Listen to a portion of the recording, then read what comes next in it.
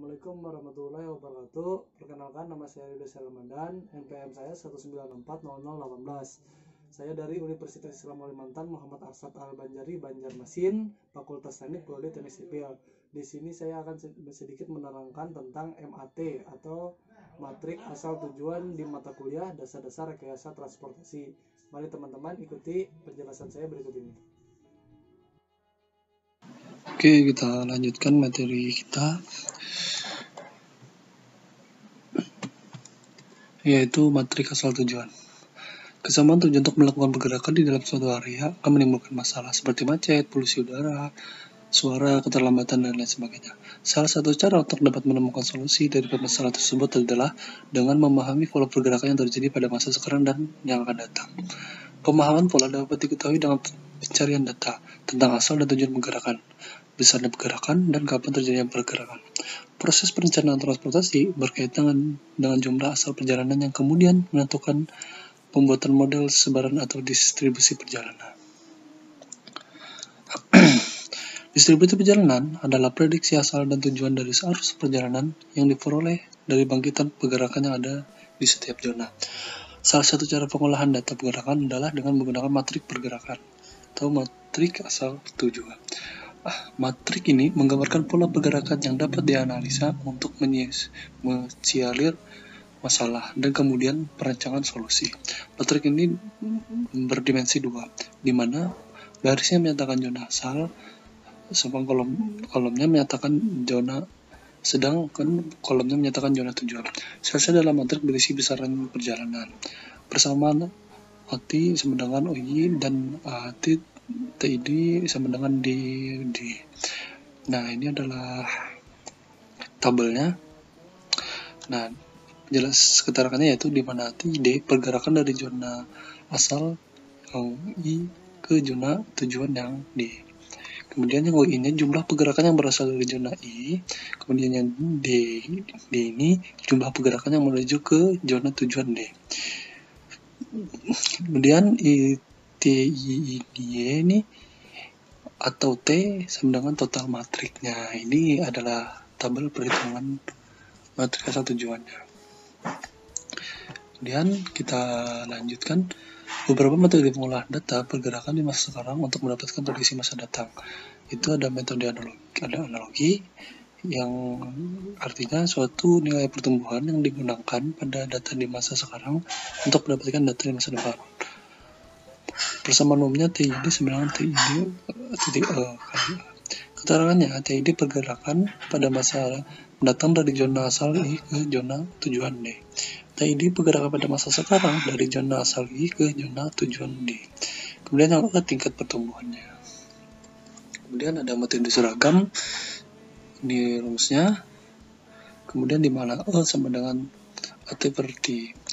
Keterangannya total pergerakan pada masa mendatang di dalam daerah kajian. Kemudian T kecilnya total pergerakan pada masa sekarang di dalam kajian di dalam daerah kajian. Kemudian yang E-nya angka pertumbuhan.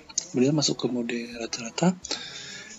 T ini sama dengan T ini dikali dalam kurung I tambah D dan R2 bagi 2 ya. UI sama dengan TI dan D sama dengan TD garis miring TD. Keterangannya adalah UI, D tingkat pertumbuhan zona I dan D. TI, TD total pergerakan masa mendatang. Yang berasal dari zona 1 atau yang menuju ke zona tujuan D.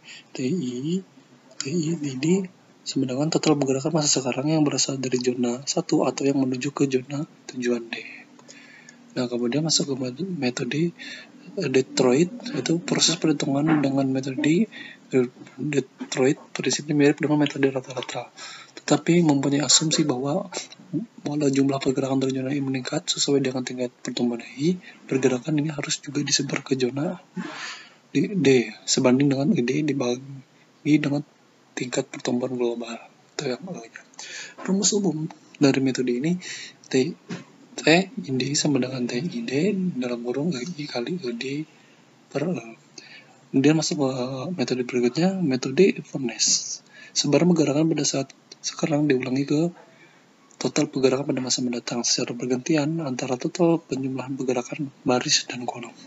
Rumusnya TID sama dengan TID kali EI itu rumus Fornes ya. Tahap perhitungan pergerakan awal masa sekarang dikalikan dengan tingkat pertumbuhan zona asal, hasilnya dikalikan dengan tingkat pertumbuhan zona tujuan dan zona asal secara bergantian sampai total sel untuk setiap arah baris dan kolom sama dengan total sel MAT yang direncanakan. Kemudian mode Pratar, asumsi dasarnya dari metode ini adalah sebaran pergerakan dari zona asal pada masa mendatang sebanding dengan sebaran pergerakan pada masa sekarang. Sebaran pergerakan pada masa sekarang dimodifikasi dengan nilai tingkat pertumbuhan zona tujuan pergerakan tersebut. Secara matematis, TID sama dengan TID kali EI kali ED dalam kurung LI tambah LD. Kemudian masuk ke metode yang terakhir, yaitu metode pemilihan moda.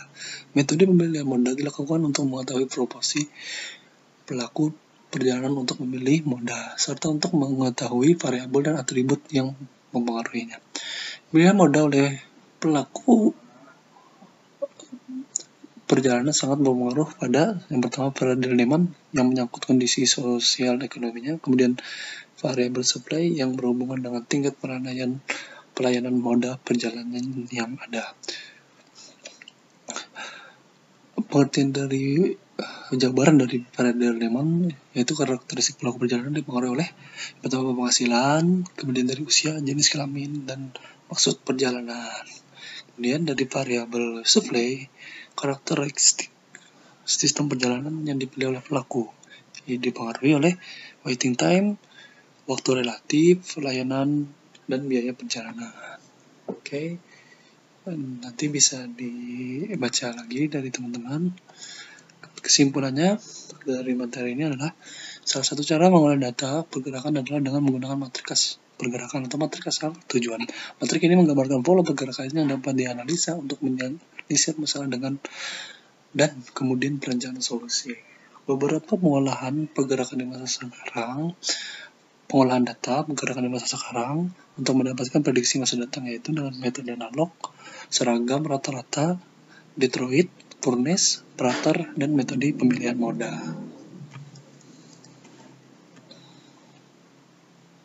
Oke teman-teman, tadi sedikit penjelasan tentang materi MAT atau materi asal tujuan.